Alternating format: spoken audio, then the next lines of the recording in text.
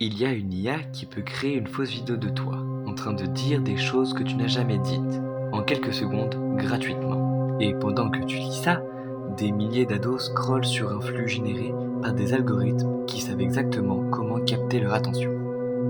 L'IA n'est pas dans le futur, elle est déjà là.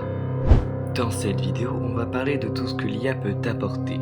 La médecine qui progresse plus vite, la créativité boostée, mais aussi de ce qu'on ne te dit pas assez.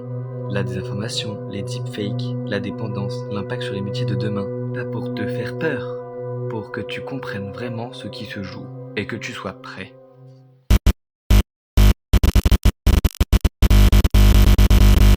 L'intelligence artificielle, c'est quoi exactement?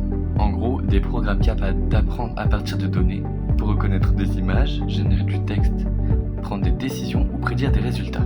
Elle existe depuis les années 1950 dans la recherche, mais c'est depuis 2022, avec des outils comme ChatGPT, qu'elle est devenue accessible à tout le monde en quelques clics. Et c'est là que tout s'accélère. Regardons d'abord le bon côté.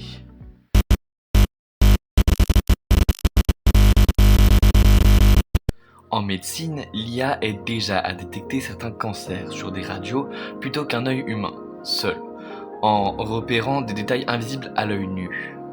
Elle accélère aussi la recherche de nouveaux médicaments, ce qui prenait des années de tests peut aujourd'hui être simulé en quelques semaines.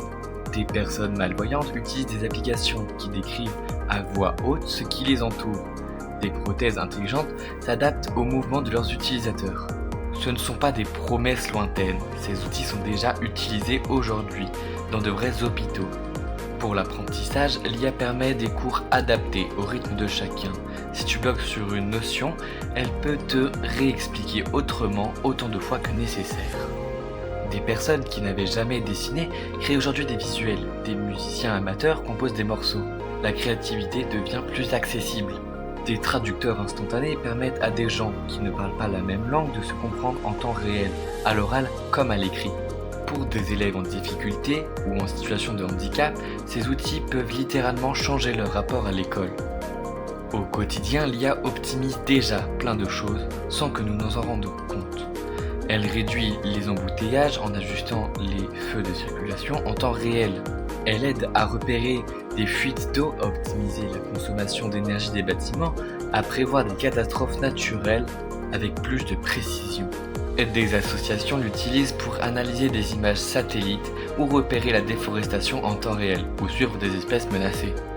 Ce sont des usages concrets qui existent déjà, portés par des gens qui essaient de résoudre de vrais problèmes.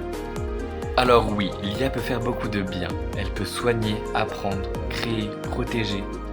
Mais, et c'est là que ça devient important, ces mêmes technologies utilisées différemment peuvent aussi faire beaucoup de mal.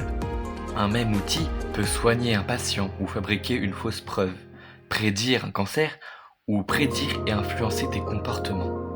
C'est cette autre face qu'on doit regarder maintenant.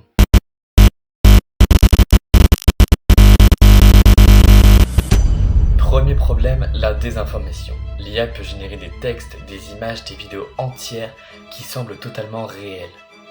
On appelle ça des deepfakes, des vidéos où le visage ou la voix de quelqu'un est remplacé pour lui faire dire ou faire des choses qu'il n'a jamais faites.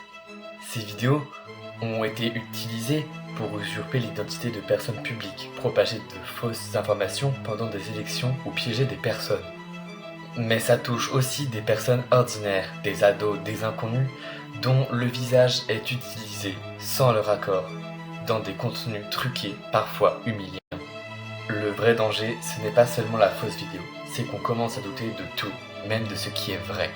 Ce phénomène a un nom, le dividende du menteur. Quand tout peut être faux, il devient facile de nier, même une vraie preuve, en disant qu'elle est truquée. Comment se protéger ?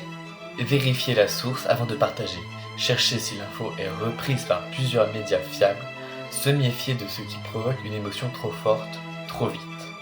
Ce n'est pas de la paranoïa, c'est un réflexe à construire, comme on a appris à ne pas cliquer sur n'importe quel lien. Et ça, ce n'est que le premier problème. Deuxième problème, ton attention, littéralement, est devenue un produit. Les IA qui font tourner tes réseaux sociaux sont conçus pour te garder le plus longtemps possible. Chaque vidéo que tu regardes entraîne un algorithme à mieux te connaître pour te proposer la suivante encore plus captivante. Ce n'est pas un hasard si le temps passe si vite. Certains chatbots IA sont aussi conçus pour paraître attentionnés, disponibles à toute heure, jamais fatigués. Pour certains, ils remplacent progressivement de vraies relations humaines. Des études commencent à montrer un lien entre l'usage intensif de ces outils et une hausse de l'anxiété, de l'isolement, des troubles du sommeil, surtout chez les plus jeunes. Il y a aussi la comparaison permanente des visages retouchés par IA, des vies qui semblent parfaites, générées ou améliorées artificiellement, qui deviennent une norme impossible à atteindre. Ce n'est pas une question de volonté ou de faiblesse, ces outils sont littéralement conçus par des équipes entières pour capter et garder ton attention. Des pistes concrètes, couper les notifications non essentielles, fixer des plages sans écran, se demander avant d'ouvrir une appli, qu'est-ce que je vais vraiment chercher. Reprendre un peu de contrôle, ce n'est pas rejeter la technologie, c'est arrêter de la laisser décider à ta place. Troisième problème, et qui vous concerne directement puisque vous êtes en train de construire votre avenir professionnel, l'automatisation change déjà des métiers entiers. Des tâches de rédaction, de traduction, de service client, de création graphique de base sont aujourd'hui en partie automatisées. Certains postes disparaissent, d'autres se transforment. Ce n'est pas nouveau, à chaque grande révolution technologique, des métiers ont disparu et d'autres sont apparus. Mais la vitesse, cette fois, inquiète beaucoup d'économistes. Il y a aussi un vrai enjeu d'inégalité. Les entreprises qui possèdent ces IA concentrent énormément de pouvoir et de richesse, pendant que d'autres emplois deviennent précaires. Bonne nouvelle, les métiers qui demandent de l'empathie, du jugement humain et de la créativité originale, ou du contact humain direct, restent difficiles à remplacer. Ce qui compte le plus aujourd'hui, ce n'est pas de fuir ces outils, mais d'apprendre à travailler avec eux, plutôt que d'être remplacé par quelqu'un qui, lui, saura le faire. Se former, comprendre comment ça marche, garder un esprit critique, c'est aujourd'hui une vraie compétence autant que savoir lire ou écrire. Et c'est exactement pour ça que cette vidéo existe.